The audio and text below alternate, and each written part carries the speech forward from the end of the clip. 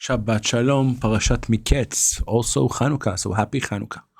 In this week's parasha, and I'm telling you in advance, I don't feel well, it's going to be short. We are encountering the most difficult, challenging story to explain. We know that the brothers sold Joseph. It was already a painful moment to realize brothers can do something like that. But ever since that moment, Yosef makes it big in Egypt.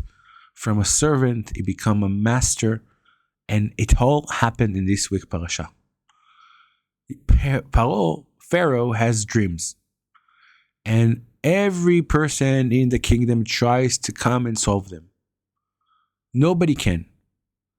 Then the minister of drinks comes to him and says, there was a boy in prison that solved my dream. He comes and he shares his solution. What made the difference between all the other solutions that he received, probably from people that know how to solve dreams, into the very specific dream solving of Joseph? Before we answer that, we just want to talk generally about the book of Bereshit and Genesis and to see how many times we are encountering dreams. From Jacob and the ladder, from Yosef himself, that dream when he was a young child, to a situation where we encounter the servants in jail having dreams. I think that the solution Joseph gives to the minister in jail already shows the interest where Pharaoh is looking for. Because Pharaoh has a dream, and all the people who are trying to solve the dream are giving him answers and solutions that are regarding his own personal life. You will have 7 daughters, they will die. You will have this, you will have that. It's something personal. And Pharaoh, and the words said very, very clearly, he couldn't solve it to Pharaoh. Pharaoh had a dream, and he knew that this dream represents something bigger. It's a dream that's not only about his personal life, but it's something about the nation. Joseph already was in a position to solving this issue when he gave the solution to the minister that in a couple of days something's going to happen in the kingdom and you will be freed. That was the moment that Pharaoh understood that this person looks at things in a wider perspective. It doesn't stop there, because the one thing that Joseph has that the others didn't do is not only to present to you the solution, I'm also going to give you an advice how to solve your problem. There are many advisors in the world that give amazing conclusions about where the problem is. How rare it is to find somebody who knows where the solution is. And from that moment, when Pharaoh is going to choose Joseph as the second in command, not the one that's going to be only in charge of the food, not the minister of economics. He will be the second in command, and he will be in charge of so many other things, because he has the wisdom of God. He repeats it once and twice, and he says that I cannot do anything by myself. It's all by the wisdom of God. As the parasha continues, we encounter the reconnections between Yosef and his brothers. And you see, when you read it, and again, it's funny because when you read it, you know the end of the story. But when you read it in live, it sounds so painful. He is torturing them, basically. What are you doing here? You came to be spies. Where's your father? Bring your brother. Split Simon from everybody else. There are so many mixes of emotions, of a roller coaster, of basically Joseph trying to torture them. Of course, Joseph is a righteous person. He's not there to torture them. So what he really wanted to do? A couple of opinions there. The first opinion, the opinion that could be maybe the most obvious, was he remembered the dream. The verse says that when he sees them, he remembers the dream. If you remember the dream, maybe you want to do something to make them come true. So he plays around, and he understands this. He is in a situation where he can move things to really make those dreams come true. I don't like this answer. Joseph is a righteous person. He is doing God's will. Surely he will not orchestrate this people, this really miserable people almost in a situation like that, just to make this dream fulfilled. God is the one who fulfilled dreams.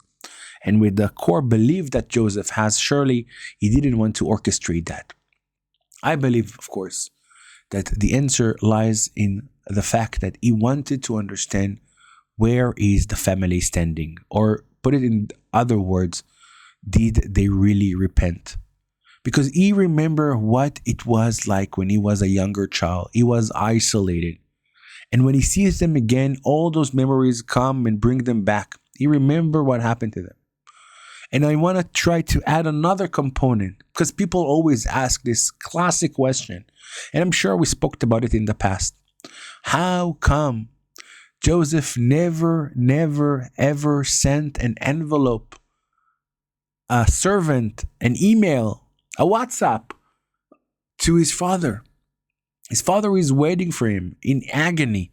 Where's my lost boy? And for so many years, for 22 years, he's in pain, doesn't know where his son is, and you never have the courage to call him and tell him, I'm here, Father, I'm in Egypt. Of course, there's many commentaries about that as well, and maybe we're going to explore this in the future, but just as a tiny thought that needs to be said here. In the thoughts and in the memories of Joseph, he remembered that his own father sent him away. That was his father's mission. How is it when father sends me away and my brothers immediately come, take me and sell me? Maybe it was a part of the plot? Of course, it's hard to say. How could you think that Jacob is going to do that? But who would think that his brother is going to do that? Maybe. And according to the past features, it happened. It happened with Abraham and Ishmael. Ishmael was sent away by his own father. Maybe that would be the solution in Jacob's eye. And when Joseph looks at that, he wants to understand, where are we standing? What is the family intrigues? And where do we really are with everything that's connected to peace and harmony, especially between the kids of Leah and the kids of Rachel? In the final countdown next week, Parasha, we will read about Judah coming to confront Yosef and say it very clearly. We know that the father was in pain because his loved wife was gone. His son was gone. The only son that's still there from his beloved mother is still there. And with that, they're going to stand for him. They will support him. And Benjamin won't be casted away. He won't be thrown away to Joseph, but they will take responsibility. They will fight for him. And they will show solidarity with their brother. This thought, this notion that Yosef has to check what is the situation and where my brothers are standing might be a good example to understand the progression in the story. How do we connect all of this to Hanukkah? I thought about it, and I thought of the fighting between the brothers. And indeed, in the story of Hanukkah, there's also a notion of that. Because the people of Israel at that time lost many of their people that became mityavnim, that became like the Greeks. They left Judaism. The war starts when Matityahu himself stands in front of a person, a Jew, that is idol worshipping. Matityahu understands that it cannot happen anymore, and he kills the Greek soldier, and he kills the Jew as well. The fight against culture is a fight that we not only fighting against other nations, sometimes, unfortunately, is fighting against our own brother. And this is a painful moment. This is something, when you think about it, that's not a good part of history. And we know from that the story of fighting among ourselves that really is rooted here in Joseph is something that's going to follow the people of Israel until this day, with politics and with a lot of arguments we have between one another. So what is the story of Hanukkah tells us about it? I believe it happens in the miracle of the lights.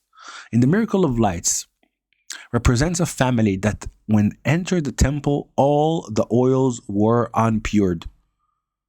But down there, they found one vessel of oil that was stamped in the holy priest stamp, meaning wherever you are, no matter what your situation is, you cannot be casted away.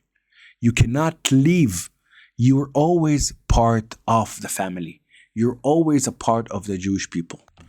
That's the secret we're going to hear from Joseph himself, when he's going to ask his brothers once again, is my father still alive? You know your father is alive. We talked about it so many times.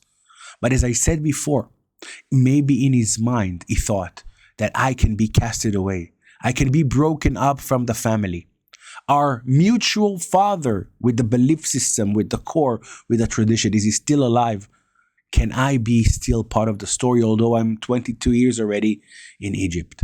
And the answer is, Od Avinu Chai, Am Yisrael Chai. Rab Shlomo Carlebach, when he made this song, he connected between Am Yisrael Chai and Od Avinu Chai. The nation is still alive because we have one father. There could be disputes, there could be miscommunications, there could be situations like that. Let's not forget, our power is in our strength, and we still have one Father above, Am Yisrael Chai. Shabbat Shalom and happy Hanukkah.